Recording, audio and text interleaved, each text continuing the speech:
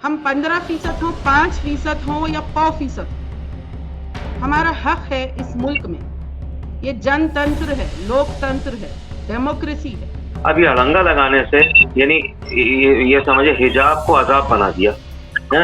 अब मुझे डर ये है कि कहीं ये मंदिर मस्जिद जैसी डिबेट ना हो जाए। आप मुस्लिम बच्चों को हिजाब से रोकेंगे तो कल आप किसी सिख को भी नहीं कहेंगे साहब क्योंकि तुम्हारी मजहबी पहचान है इसलिए तुम पगड़ी पहन के मत आओ। कानून ये बना हुआ है कि अक्सरियत दो ठोक देगी, आज भी सुबह उठ के अचानक कह देगी कि तुम सर पे दुपट्टा नहीं डालना तो हम दुपट्टा उतार दें। अक्सरियत कह देगी तुम यहाँ जुमा की नमाज पढ़ने नहीं आना तो हम अपनी जुमा की नमाज छोड़ दें। अक्सरियत जो चाहे, जैसा चाहे वो कानून बन जाएगा। कानून दस्तूर में लिखा हुआ और दस्तूर के हिसाब से हुकूमत को, मुल्क को चलाना पड़ेगा। और ये मुल्क में हमेशा इस बात को कहता हूँ, ना तो ये शरिया से चलेगा, ना ये शरिया से चलेगा, ना ये सनातन धर्म से चलेगा। जो निफास की कोशिश हो रही है 26 जनवरी के प्रोग्राम्स में, जिस तरह अक्सरियत के जो रिलीजियस सेरेमनीज है, पूजा पाठ, भजन मंत्र वगैरह, वो सब जो मुसलमान लड़कियों से भी स्कूल में यूनिफॉर्मिटी के नाम पर कराई जा रही है। तो आप एक जानिब डिबेट करते हैं, मजहब को बाहर रखिए, दूसरी जानिब आप अपने इंस्टीट्यूशंस में ये सब चीजें करवाते हैं, तो ये दोहरा मियार है। और जिस तरीके से हिंदू खवातीन को बिंदी रखने का हक है, तो उस तरीके से हमको अपने हिजाब का हक है।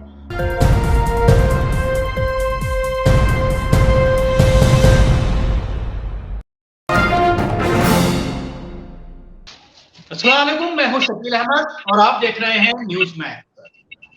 अभी जिस तरह से हिजाब का मामला काफी गर्मा गया है, कल जब उस बच्ची का वीडियो वायरल हुआ तो उसके बाद से तमाम टीवी चैनल्स पर इसको लेकर बहस शुरू हुई और वही चेहरे जो बहुत ही कम नॉलेज के साथ टीवी चैनल्स पर बैठते हैं और कहीं ना कहीं जो गोदी मीडिया के जो एजेंडे हैं उसमें वो लोग फिट बैठते हैं और इस तरह की बहसों में वो ये बताने की कोशिश करते हैं कि इस्लाम में हिजाब का कोई तस्वुर नहीं।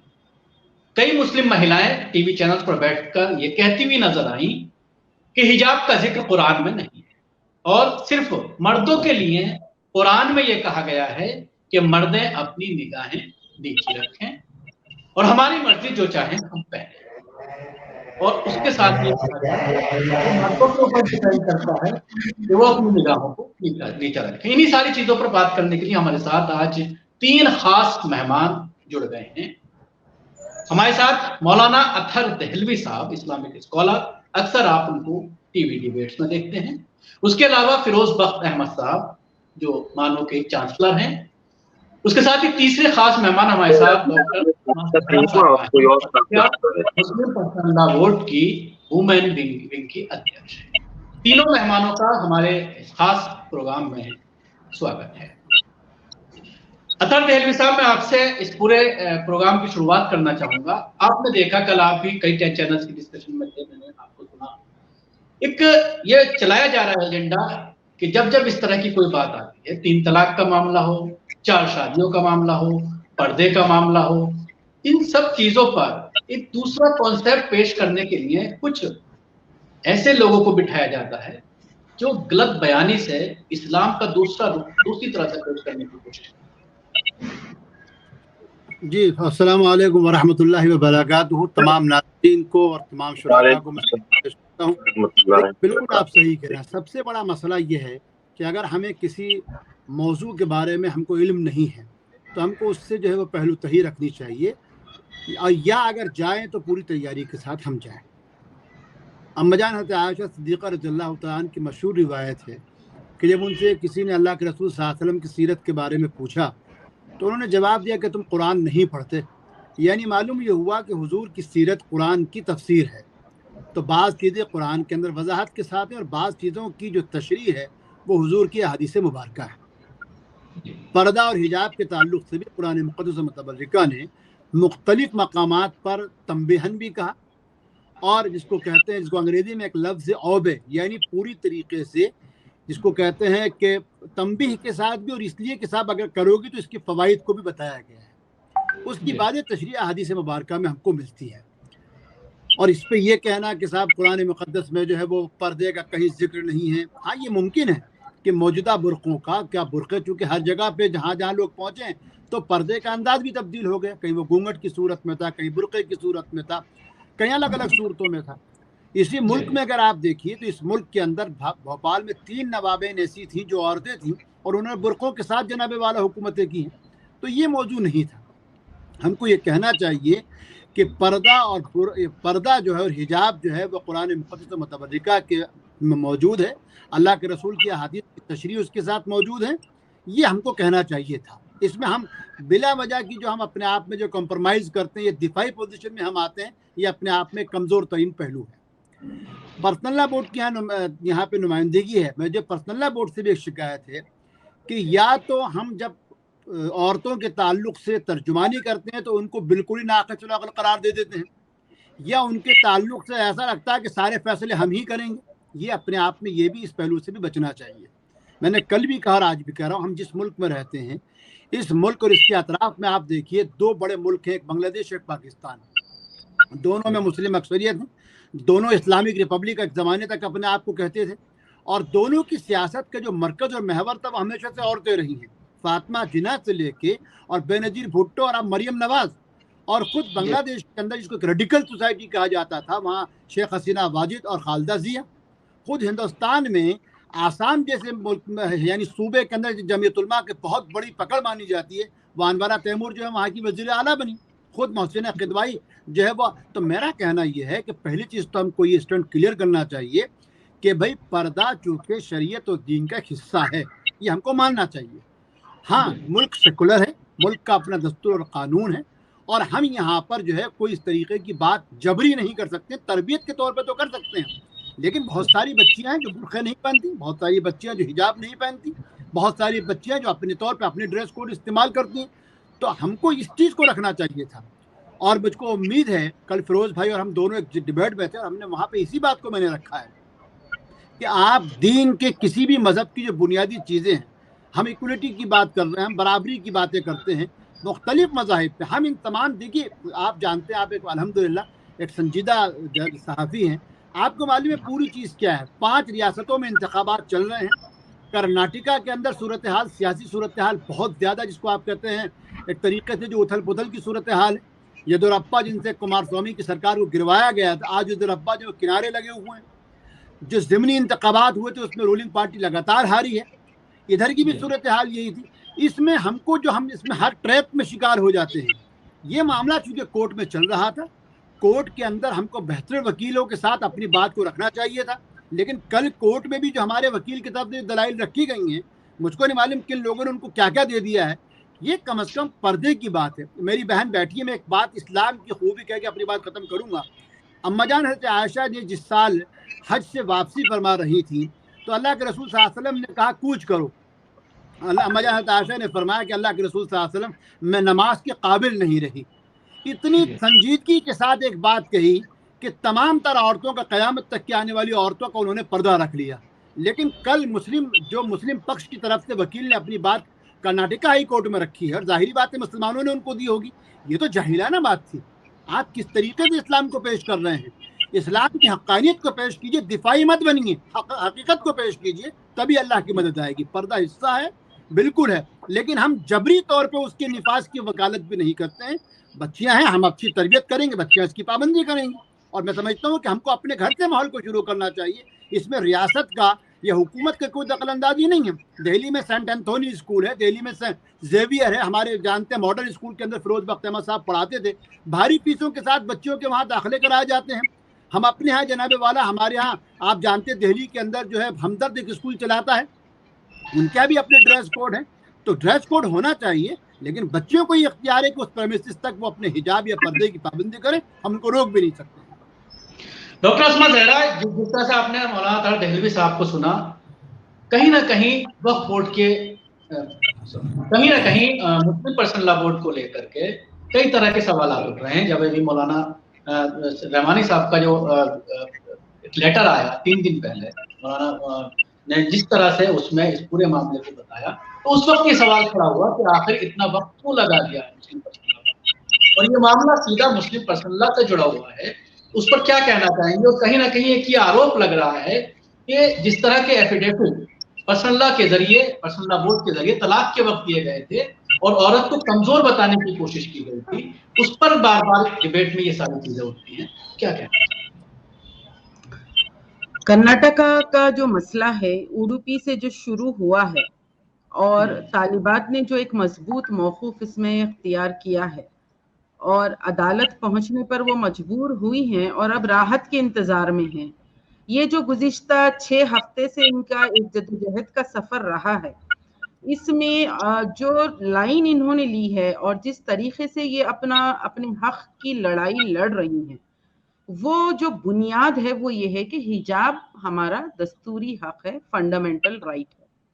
और वो स्टूडेंट्स ने जो ये स्टैंड लिया है बहुत ही मजबूत स्टैंड है, दो टोक स्टैंड है कि हमारा मुल्क चाहे किसके पास कितनी भी अक्सरियत हो, कोई अगर 500 सीट जीत कर भी आ जाए लोकसभा में, मगर उनको मुल्क को तो चलाना पड़ेगा दस्तूर के हिसाब से।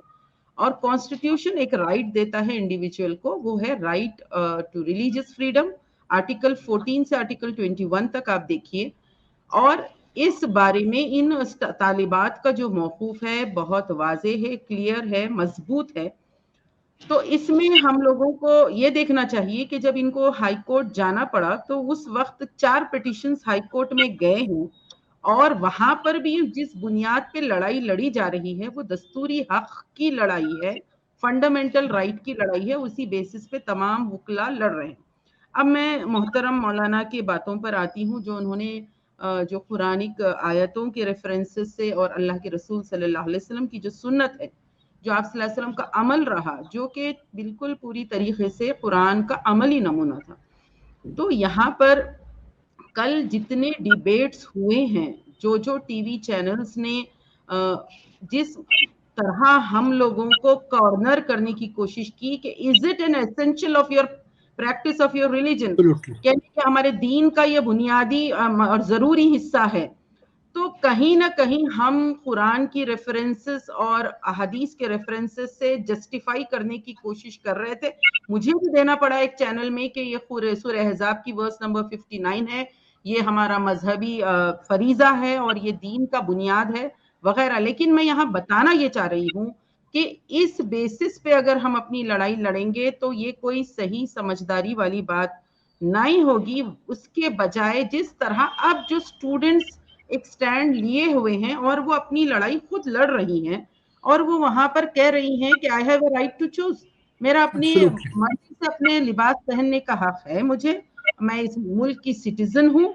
और उनके एडवोकेट्स ने कहा कि जिस तरीके से सिख हजरात सर पे टर्बन पहनते हैं और जिस तरीके से हिंदू खवातीन को बिंदी रखने का हक है, तो उस तरीके से हमको अपने हिजाब का हक है। तो वो जो एक फेयरनेस और इक्वालिटी और जस्टिस की जो लड़ाई है वो काफी अच्छी तरीके से वो अपनी बात रखी जा रही है। तो अगर हम अब ये तमाम चीजें जो यानी एक तरह से हमको गैर जरूरी के इन नाम नेहाद खवातीन को लाके चैनल्स में बिठा दिया जा रहा, जो ना दीन जानती है, ना इस्लाम जानती है, ना शरीयत जानती है, और कहते जा रही हैं कि ये दीन का भी हिस्सा नहीं है और मजहब भी नहीं है, मेल पेट्रियार्की है, तो हम लोगों को इस तरफ ज्यादा इनको टूल नहीं देना चाहिए, वजन नहीं देना चाहिए और हम लोगों को अपनी बात दो टोक रखना चाहिए। बिल्कुल, बहुत अच्छी, बहुत। फिरोज बाबू साहब, इस तरह से कर्नाटक सरकार का ये फैसला आया, एजुकेशन मिनिस्टर ने ये कहा कि एक ड्रेस कोड है उसको लागू कर दिया गया है और उसको मानना होगा, जिसका विरोध छात्राएं तकरीबन 1.5 महीने से कर रही हैं। 6 छात्राओं का मामला आया, ये बढ़ते बढ़ते कई कॉलेज और स्कूल तक पहुंच गया और लगातार इसको लेकर के स्कूलों में ऑर्डर जारी होते गए, बच्चियों को बाहर निकाल दिया गया। इस तरह की वीडियो बहुत सारे सोशल मीडिया में आए। तो क्या कहना चाहेंगे जिस तरह से ये अचानक, क्योंकि 10th क्लास तक पहले लागू था, उसके बाद 12th तक इसको लागू करके कहीं ना कहीं इस पूरे मामले को पॉलिटिसाइज करने की कोशिश की जा रही है और 5 राज्यों का जो इलेक्शन है उसको देखते हुए ऐसा लग रहा है कि ये पूरा मामला उठाया जाए। देखिए सचिन भाई, सबसे पहले तो मैं आपको मुबारकबाद देना चाहूंगा। जो ये आपने मुबाहिसा रखा है, इसमें जो सिलेक्शन है आपका, सिवाय मेरे बाकी बहुत काबिल लोग रखे हैं। हमारे अतर देहलवी साहब हैं, बहुत सुलझे हुए और बहुत ही, मैं समझता हूँ कि आलिम दीन सही मानों में जैसे हमें आलिम दीन चाहिए आज के माहौल में, ये वैसे ही आलिम दीन है और मैं इनकी बातों को बड़ा गौर से सुनता हूँ और बहुत इनकी रिगार्ड भी करता हूँ। और हमारी बहन है, उन्होंने बहुत अच्छी बात कही। मैं मतलब यह है कि कोशिश ही करूंगा कि रिपीट ना करूं। आपने जो मुझसे सवाल पूछा, इससे पहले एक बात और कहता चलूं, ये जो इस किस्म के बहस मुबाहिसे होते हैं, आप भी करते हैं, हमारे दोस्त डॉक्टर मुमताज आलम भी करते हैं, तो ये बात बहुत दूर जाती है। ये कनाडा भी जाती है, ये स्वीडन जाती है, ये चाइना जाती है, ये बात जो है Iran, Australia, Pakistan, middle east सब जगह जाती है। तो इसकी बड़ी अहमियत है और लिहाजा जरूरत इस बात की है कि हम सब जो पार्टिसिपेंट हैं, साथ ही आप एंकर हैं, कुछ ऐसा मैसेज दें कि जिससे कुछ मतलब बात उलझे नहीं बल्कि सुलझे। और वैसे अनफॉर्चुनेटली बड़ा अफसोस होता है, हम सब जिस मजहब से जुड़े हैं, अनफॉर्चुनेटली दैट इज अंडरस्टैंड। और अंडरस्टैंड की वजह क्या, कुछ हम ही ऐसे लोग हैं, हम अपने मजहब को सही तरीके से समझा नहीं पाए। बहुत अच्छा मजहब है, लेटेस्ट है, साइंटिफिक बेसिस पे है। तो मतलब ये तमीज मानने के बाद मैं अब आपकी बात का जवाब दूंगा। देखिए, मैं इसमें कहूंगा, ये बच्चियां आज 41वां दिन है, ये बच्चियां ये क्लास से बाहर हैं। पहले 6 बच्चियां थी और 6 के बाद फिर अभी बढ़ता चला गया। इस मामले को ना जाने खुदा जाने कि तूल पकड़ गया। बिल्कुल गैर जरूरी बहस, गैर जरूरी मामला है। पहले तो मैं इसमें कहना चाहूंगा कि स्टेटस को था जैसे चल रहा था, बच्चियां बुर्का पहन के जा रही थी, नकाब पहन के जा रही थी, जिल्बाब और हिजाब जो भी पहन के जा रही थी, ठीक है, चल रहा था, चलने देना चाहिए था, इसमें ये अड़ंगा नहीं लगाना चाहिए था। अब ये अड़ंगा लगाने से यानी ये समझे हिजाब को अजाब बना दिया है। अब मुझे डर ये है कि कहीं ये मंदिर मस्जिद जैसी डिबेट ना हो जाए। अब इसमें मतलब यह है कि अगर कोई अभी तो खैर सुप्रीम वहाँ इलाकाई कोर्ट में गया, सुप्रीम कोर्ट में जाएगा, ये भी हो सकता है कि इंटरनेशनल कोर्ट ऑफ जस्टिस में, यूएन में चला जाए। इन चीजों से हिंदुस्तान पीछे जाता है। ये कहने के बाद ये मैं कहना चाहूंगा कि ठीक है, ये बच्चियां, देखिए एक बात मैं कहना चाहूंगा, एक दिन की क्लास जो है अगर बच्ची अटेंड ना करे, बच्ची या बच्चा जो भी है, बड़ा खसारा होता है, बड़ा नुकसान होता है। क्योंकि मैं खुद स्टूडेंट रहा हूँ, मैं उस्ताद भी रहा हूँ, ठीक है। मैं बच्चों से, जो बच्चा मेरी क्लास अटेंड नहीं करता था, मैं कहता देखो तुमने मेरी क्लास अटेंड ना करके अपना उम्र भर का नुकसान किया है। For the whole of your life you will not get that knowledge which I have given you. मैं उससे कहता हूँ, मैं एक क्लास में 40 मिनट में 10 दिन का ज्ञान देता हूँ। बिसाइड दिस, तो ये बच्चियां तो अब देखिए 40वां 41वां दिन हो गए इन्हें क्लास अटेंड ना करते हुए। अब मैं मुद्दे पे आऊंगा जिसमें हो सकता है कि मेरी मुखालिफत हमारी बहन नस्मा भी करें और हमारे भाई देवी भी करें, पूरा हक है हमारा डेमोक्रेटिक। यहाँ मैं कहना चाहूंगा कि स्टेटस को उसको जो है उसमें रखना पैदा किया। अब क्या बना दिया उसूल उन्होंने कि आप कोई भी वो पहन के नहीं आएंगे हिजाब। हिजाब क्या, मुंह पे थोड़ा सा नकाब लगा लिया, कुछ लगा लिया, मुंह थोड़ा छिप गया यहाँ तक, कोई ऐसी आफत नहीं है। लेकिन जब ये उसूल बना दिया, वो सरकारी उसूल बन गया, रेगुलेशन हो गई। अब जो बच्चियां लगा के जा रही हैं उनको तो घर से कहा गया है कि भाई हिजाब लगा के जाओ, ये हमारी तहजीब है, तहजीब भी है, हमारा मजहब भी है। तो इसमें अब वो क्या करें, उनको कॉलेज घुसने नहीं दे रहा, रूल बना दिया। और घर वाले कह रहे नहीं हिजाब, नो नो नो हिजाब तो नो किताब। तो अब बच्चियां पिस रही हैं, 2 पार्टों में बेचारी बच्चियां पिस रही हैं। ये वही बच्चियां हैं जो आगे जाके फातिमा बीवी जो सुप्रीम कोर्ट की पहली खातून जज थी वो बनेगी, सानिया मिर्जा बनेगी, हमारी एयरफोर्स में जाएंगी, हमारे पायलट बनेंगी, डॉक्टर बनेंगी, आर्किटेक्ट बनेंगी। इन बच्चियों का मेरे दिल पे बड़ा कलक है इस बात का कि बच्चियां दोनों तरफ से पिस रही हैं।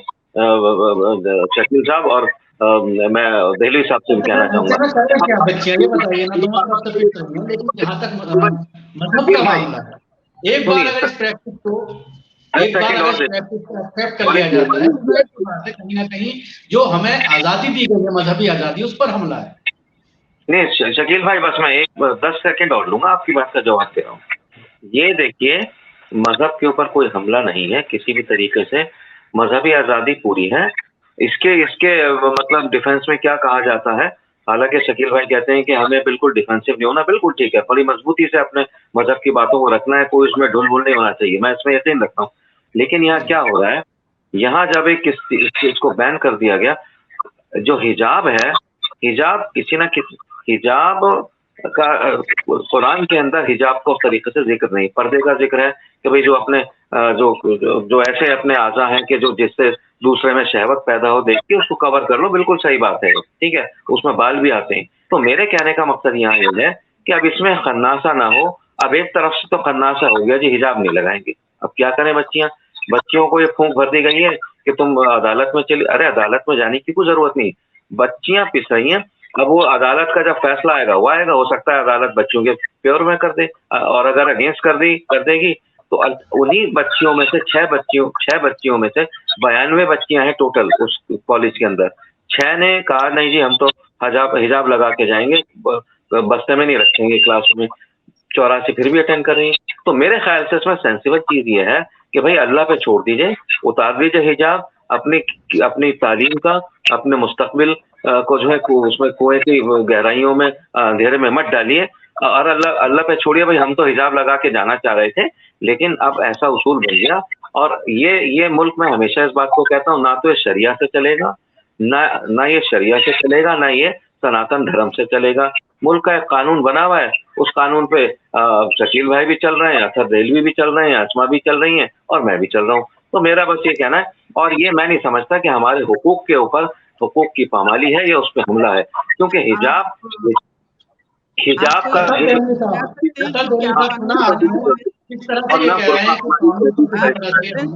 क्या कानून बना हुआ है, क्या कानून नहीं बना बिल्कुल हुआ है? देखिए फिरोज बख्श आप साहब लिबास जो का बात कानून कर रहे हैं, बताइए, मैं आप स्कूल के यूनिफॉर्म का कानून बताइए। जी नहीं, मैं अगर ये आप ये कह रहे हैं कि कानून बना हुआ है और हम सबको चलना है, हम दस्तूर तो आपको पढ़ा सकते हैं, आप कानून बताइए मुझे। नहीं बिल्कुल बच्चियों की तरफ से आपसे सवाल पूछ रही हूँ, आप बताइए मुझे कानून। क्या कानून बना हुआ है? कानून ये बना हुआ है कि अक्सरियत 2 थोप देगी, आज दी सुबह उठ के अचानक कह देगी कि तुम सर पे दुपट्टा नहीं डालना तो हम दुपट्टा उतार दें। अक्सरियत कह देगी तुम यहाँ जुमा की नमाज पढ़ने नहीं आना तो हम अपनी जुमा की नमाज छोड़ दें। अक्सरियत जो चाहे, जैसा चाहे, वो कानून बन जाएगा। कानून दस्तूर में लिखा हुआ है और दस्तूर के हिसाब से हुकूमत को, मुल्क को चलाना पड़ेगा। हम 15% हों, 5% हों या 100% हों, हमारा हक है इस मुल्क में। ये जनतंत्र है, लोकतंत्र है, डेमोक्रेसी है। और यहाँ पर जब तलाक का मसला था तो एक औरत भी अगर मुतासिर है तो हम उसके लिए फिक्र करें, बेटी बचाओ बेटी पढ़ाओ, ये सब बातें कही गई। मैं फेरोज बख्श अहमद साहब से अदबन गुजारिश करती हूँ, जो कानून बन चुका, बराए मेहरबानी वो कानून बता दीजिए, पेश कीजिए वो क्या कानून है। हम दस्तूर से चलने वाले पीसफुल सिटीजन्स हैं। मुस्लिम तालिबात अपने हक की लड़ाई खुद लड़ रही हैं। अगर हम उनका साथ नहीं दे सकते, खामोश हम बैठे रहें, वो ज्यादा बेहतर है। तालीम की अहमियत तालिबात भी जानती हैं, वो अपनी कुर्बानी खुद अपने जिम्मेदारी पर दे रही हैं, किसी के भड़काने से, उचकाने से, उकसाने से नहीं दे रही। नहीं इसमें एक जो है फिरोज भाई ने भी कही, हफ्ते से अकेले से लड़ रही हैं। आज पहले जवाब दे दीजिए, फिर अथर साहब बातें करेंगे बेचारों की कैरियर का मामला है। जी जवाब सुन लीजिए मैडम। आपकी बात बिल्कुल साफ होके आ गई और मैं आपकी तारीफ करना चाहूंगा। इससे पहले भी आपने अपने इख्तिबास में ये बात कही थी कि ये मुल्क जो है इसका एक दस्तूर है और दस्तूर से चलेगा। बिल्कुल आपके साथ हूं मैं, आपकी बात को मैं जो है उसको सेकंड करता हूं, उसको मानता हूं। ठीक है, अब देखिए ये जो मसला है ये कोर्ट में है, हम और आप बहस कर सकते हैं, लेकिन ना तो मेरी बात मानी जाएगी, ना आपकी बात मानी जाएगी, ना शकील साहब की, ना किसी और की, किसी की नहीं। अब जो कोर्ट कहेगा उसकी बात माननी पड़ेगी। पहली बात, अभी आपने कहा कि अक्सरियत अगर कोई कानून बना दे, मिसाल के तौर पे अक्सरियत ने आपके ख्याल से एक कानून ये बना दिया कि ये जो बच्चियां हैं कर्नाटका की फला स्कूल की, अब तो पूरे कर्नाटका में हो गया, अब पता नहीं कल को सारे हिंदुस्तान में हो जाए, ये भी डर होगा आपको। ठीक है, अब जब एक दस्तूर इन्होंने बना दिया नया और कानून में ऑलरेडी दस्तूर है, कानून की दफा 19(1) और (a) ये और उससे लेकर 30 तक ये दफात हैं कि हम जो मर्जी आए पहने, जो मर्जी आए खाएं, जो मर्जी आए पढ़ें, जो मजहब चाहे इख्तियार करें, जो ये सारी दफात है, मुझे दोहराने की जरूरत नहीं है, आप सब जानते हैं। इसमें मैं थोड़ा सा ये कहना चाहूंगा बहन, जब यह खन्नासा आ गया है तो इस खन्नासे को निपटाने का तरीका ये नहीं है कि हम नारे तकबीर अल्लाह अकबर हम जब तक नहीं हटेंगे, जब तक ये कानून ये वापस नहीं होगा और बच्चियों को उसकी इजाजत नहीं होगी वो लगाने की हिजाब, ये तरीका नहीं है। या फिर अल्लाह अकबर के नारे, उन्होंने जय श्री राम के नारे लगा दिए। तो ये जो मुल्क है ये इन चीजों के लिए नहीं है। पीसफुल आपने बिल्कुल सही कहा कि मुसलमान हमेशा से पीसफुल तरीके से यहाँ रहता चला आया है, बहुत अच्छी बात है। और मैं ये भी बता दूं आपको, सबको ये बात जहाँ पहुंचेगी, मुसलमान हिंदुस्तान का संस्कारी है, राष्ट्रवादी है, राष्ट्रभक्त है, ठीक है, ये भी बात आपने दूसरे अंदाज से कही थी। लेकिन जब इस तरह का उसूल बन गया और वो उस उसूल को आप समझती हैं कि, और शकील भाई भी कह रहे थे कि हमारे मजहब के ऊपर हमला है, मैं इसको मजहब के ऊपर हमला नहीं समझता। मैं समझता हूं कि कानून बनाया है सरकार ने और इस्लाम ये कहता है, प्रॉफेट मोहम्मद नहीं बनाया गया, कोई गाइडलाइंस नहीं दिए गए, अभी भी कोई गाइडलाइंस नहीं है, अभी भी जो जियो दिया गया है वो गलत जियो है। देखिए सबसे बुनियादी चीज है जिस पर हम नहीं है, कल से लगातार टीवी पे डिबेट हो रही है और कोई भी एक बुनियादी मसले जो टेक्निकल इशू है उसकी तरफ हम कोई भी तवज्जो नहीं दे रहा है। मैंने आज एक चैनल पे था, मैंने वहां इस मुद्दे को उठाया है। मुद्दा ये है, सब लोग कहते हैं साहब यूनिफॉर्म कोड होना चाहिए स्कूल के अंदर, बिल्कुल होना चाहिए। आपको मालूम होना चाहिए क्योंकि दिल्ली में सीबीएसई का निज़ाम लागू है, इसलिए हमारे यहाँ जो यूनिफॉर्म है वो 12th क्लास तक होती है। मैं भी स्कूल में एक ज़माने में भी स्कूल में पढ़ा हूँ, फिरोज बख्श साहब ने स्कूल में पढ़ा है, आप भी पढ़े होंगे, आपके बच्चे भी पढ़ते होंगे। दिल्ली में जो यूनिफॉर्म कोड है स्कूल का वो 12th क्लास तक होता है। क्या वो मुस्लिम स्कूल हों, कॉन्वेंट स्कूल हों या वो हिंदू ऑर्गेनाइजेशन चलाती सरकारी चलाती हो, जो ड्रेस कोड है स्कूल का वो 12th क्लास तक होता है। दिल्ली से बाहर इवन कर्नाटका, महाराष्ट्र, मुंबई जैसे बड़े मेट्रोपॉलिटन शहर के अंदर भी और बैंगलोर जैसे मेट्रोपॉलिटन सिटी के अंदर भी जो ड्रेस कोड है, यूनिफॉर्म ड्रेस कोड है, वो 12th क्लास तक है। 11th के बाद वो वहां पर इंटर स्कूल कहलाता है। यूपी में भी बात जगह उसको इंटर स्कूल कहते हैं। तो मसला ये है कि चूंकि जो बच्चियों के साथ जो मसला है वो 11th क्लास या 12th क्लास या कॉलेज का, इंटर कॉलेज और डिग्री कॉलेज का इशू है, जहां पर ड्रेस कोड लागू नहीं होता। कर्नाटका हुकूमत का शरारत आमेजी ये है कि उन्होंने स्कूल और नहीं बल्कि इंटर और डिग्री कॉलेज के लिए भी जो है वो 1813 का जो पुराना कोई एक्ट था उसको लेके वो आए हैं और उन्होंने कहा साहब ये फ्रांस नहीं है, फ्रांस नहीं है। यहाँ पर अगर आप मुस्लिम बच्चियों को हिजाब से रोकेंगे तो कल आप किसी सिख को भी नहीं कहेंगे कि साहब क्योंकि तुम्हारी मजहबी पहचान है इसलिए तुम पगड़ी पहन के मत आओ। तो जो अस्मा साहिबा ने कहा, जो फिरोज बख्त अहमद साहब ने कहा, मैं उसके बीच का रास्ते की बात करता हूँ। बीच का रास्ता, ये पूरी लड़ाई हमारी दस्तूरी लड़ाई है, ये मेरे कॉन्स्टिट्यूशनल राइट की बात है कि मुझको मेरा कॉन्स्टिट्यूशन इस बात की इजाजत देता है, बल्कि मुझको हक देता है कि मैं क्या पहनूं और क्या नहीं पहनूं।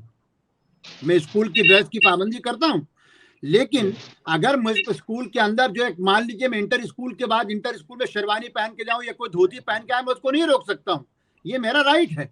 तो इस पे बात होनी चाहिए। लेकिन मैं इससे एक अलग बात करना चाहता हूं अपनी मुस्लिम पर्सनल लॉ बोर्ड की, चूंकि मेरी तर्जुमान बहन वहां से तशरीफ रखती हैं, और आपसे भी कहूंगा या आपके जरिए से जो लोग इसको देख रहे हैं, जितने भी मसाइल हैं ये सब अवामी क्यों बन जाते हैं।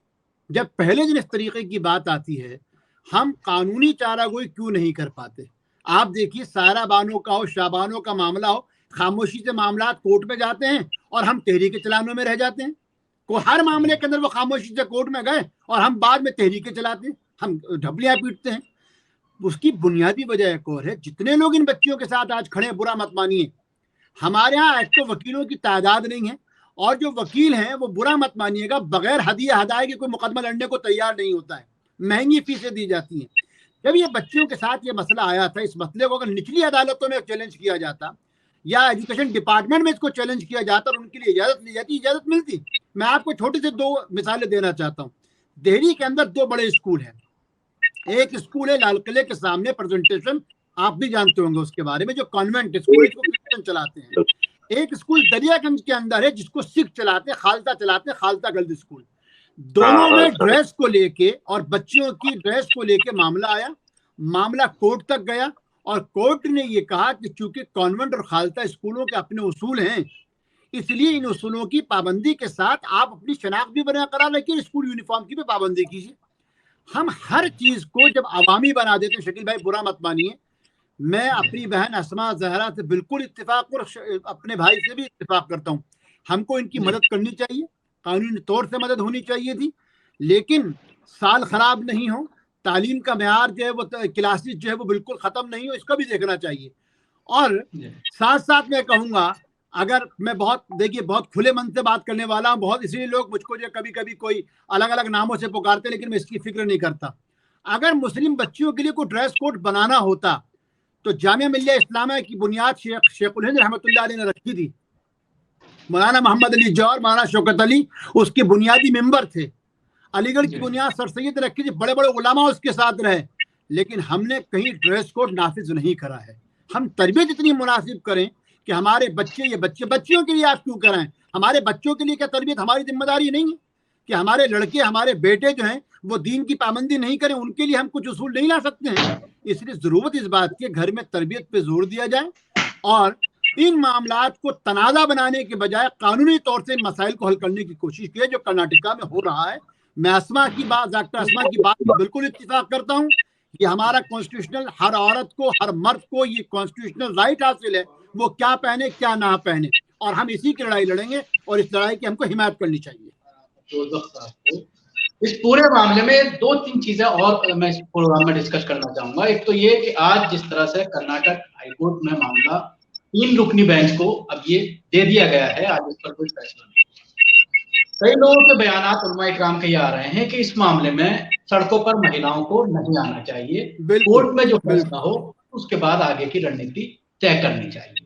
दूसरा एक बड़ा विवाद जो हो गया है वो ये है कि 5 लाख रुपए का जो ऐलान किया गया है उस लड़की के लिए, मुस्कान के लिए, जमात उलमा हिंद के जरिए, उसको लेकर ये विवाद हो गया है कि इस तरह का ऐलान नहीं करना। जरा कुछ कहने दें तो बहुत अच्छा होगा जी। मेरी आपसे गुजारिश है, क्या आप मुझे कुछ कहने दें, फिर उसके बाद बात को आगे ले जाएं। शकील साहब, ठीक है जी, बोलिए।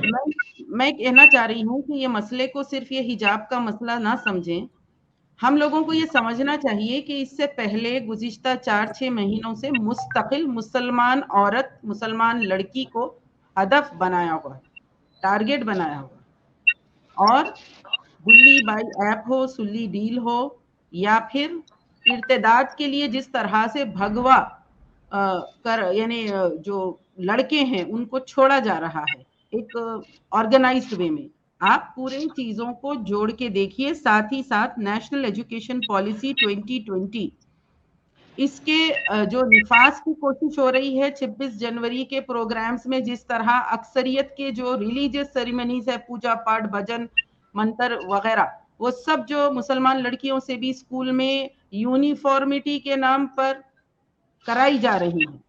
तो आप एक जानिब डिबेट करते हैं, मजहब को बाहर रखिए, दूसरी जानिब आप अपने इंस्टीट्यूशंस में ये सब चीजें करवाते हैं, तो ये दोहरा मियार है। और ये जितने भी टारगेट्स मुस्लिम खातून के साथ हुए हैं, उस वक्त मुसलमान औरतों ने अपनी लड़ाई खुद लड़ी है, और अब मुस्लिम तालिबात अपनी लड़ाई खुद लड़ रहे हैं। वो अदालत भी गए हैं, तो उन्होंने एक बड़ी जद्दोजहद के बाद अदालत का दरवाजा खटखटाया है। अब इसके आगे एक बहुत बड़ा अगर तवील सफर है और जरूरत पेश आ रही है कि सुप्रीम कोर्ट भी जाना पड़े, तो जो जद्दोजहद कर रहे हैं, जो कुर्बानी दे रहे हैं, वो तैयार हैं। तो हम स्टूडियो में बैठकर ये तो नहीं कह सकते कि आप अपनी लड़ाई रोकिए, अपनी पढ़ाई का सोचिए। वो अपनी दुनिया आखिरत दोनों के लिए फिक्रमंद है, और इस जमहूरी मुल्क में अपने दस्तूरी हुकूक के लिए वो कोशिशें कर रहे हैं। तो हमारा काम साथ देना है और हम साथ देंगे।